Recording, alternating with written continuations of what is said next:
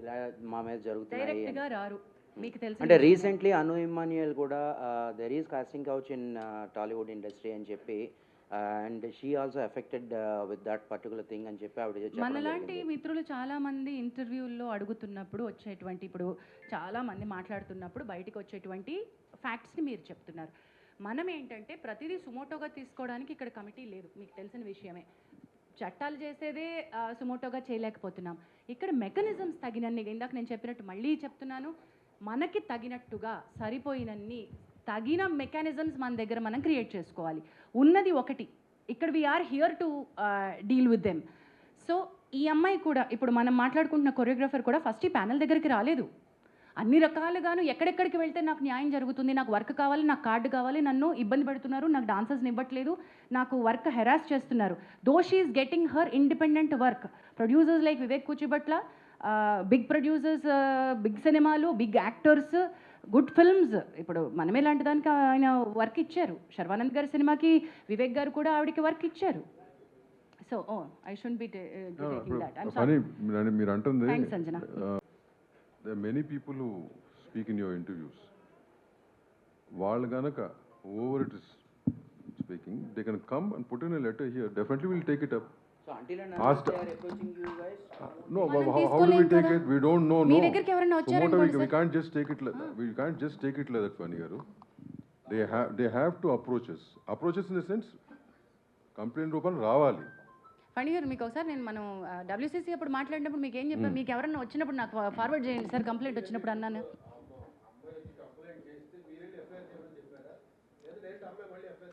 Okay, నేను ఒకసారి అది నేను ఇవ్వనా సార్ క్లారిటీ, అది నేను ఇచ్చేస్తాను.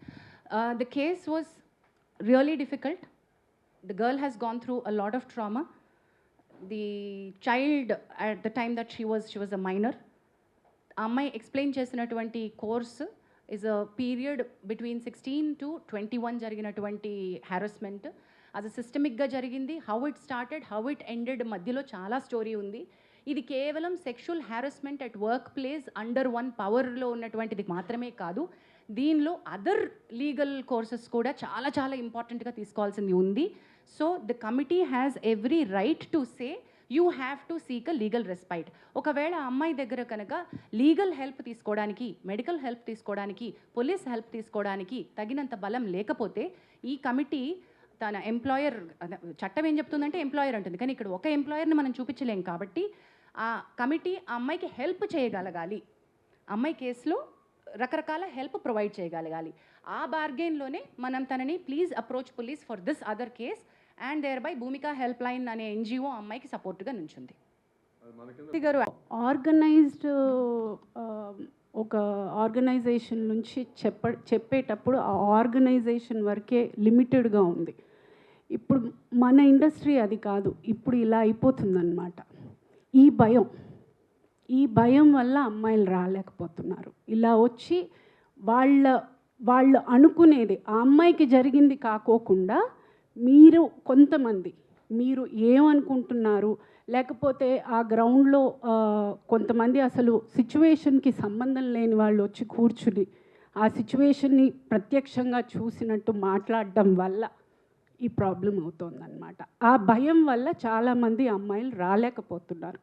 అది మీ సైడ్ కూడా కొంచెం రెస్పాన్సిబుల్గా ఉంటే చాలా చాలా బెటర్గా ఉంటుంది. బికాస్ ఇది మన ఫ్యామిలీ అండ్ మన ఇల్లు, మనం చదువుకోవాలి, మన పిల్లలకి, మన ముందు రాబోయే పిల్లలకి ఒక మంచి ఎన్వైరన్మెంట్, ఒక మంచి ప్రొఫెషన్గా ఉండాలని మనం అందరం కలిసికట్టుగా మనం వర్క్ చేయాలని నా విన్నపం. ప్లీజ్. రెండోది, వాళ్ళు కలిపి వర్క్ చేస్తూ ఉండొచ్చు. చాలామంది నన్ను అడుగుతున్నట్టు క్వశ్చన్ ఏంటంటే, ఇంత హెరాస్మెంట్ కంటిన్యూ అవుతున్నా కూడా ఆ అమ్మాయి అతనితోనే ఎందుకు మళ్ళీ వెళ్ళి వర్క్ చేస్తోంది అని. దీన్ని మా కమిటీ చాలా చాలా క్షుణ్ణంగా మల్టిపుల్ యాంగిల్స్ నుంచి చూస్తోంది. వేర్ సెక్షువల్ హ్యారస్మెంట్ నేచర్ నుంచి, work place sexual harassment nature నుంచే చూస్తున్నా. నెంబర్ 1, కన్సెంట్ ఉంటే అది వ్యాలిడ్ కన్సెంటా కాదా, ఆ కన్సెంట్ ఆ సందర్భంలో ఇచ్చినటువంటి కన్సెంట్ వ్యాలిడా కాదా. క్విడ్ ప్రోకో అంటే నేను నీకు నా సెక్షువల్ ఫేవర్ ఇస్తాను, నువ్వు నాకు పని ఇవ్వు, ఇది కూడా సెక్షువల్ హ్యారస్మెంట్ కిందకే వస్తుంది. Can I underline that again and repeat that again.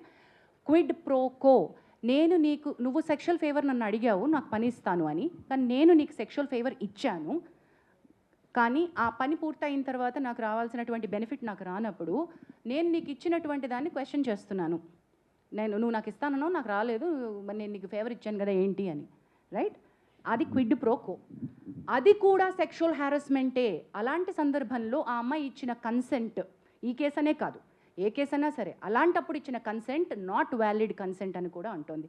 So కన్సెంట్కి చుట్టుపక్కల ఉన్నటువంటి వ్యాలిడిటీ గురించి ఈ కమిటీ చాలా చాలా చాలా చాలా లీగల్ పాయింట్స్ తోటి వెళ్తోంది. Because this is not an ఒకటే హ్యారస్మెంట్ కేసు కాదు, ఇందులో మల్టిపుల్ కోణాలు ఉన్నాయి, డొమెస్టిక్ ఇష్యూస్ ఉన్నాయి, అఫేర్ అని ఉంది, ఆల్సో ఎందుకు ఆ అమ్మాయి ఇన్నాళ్ల నుంచి వర్క్ చేస్తున్నా కూడా ఎందుకు చెప్పుకోలేకపోయింది అని ఉంది.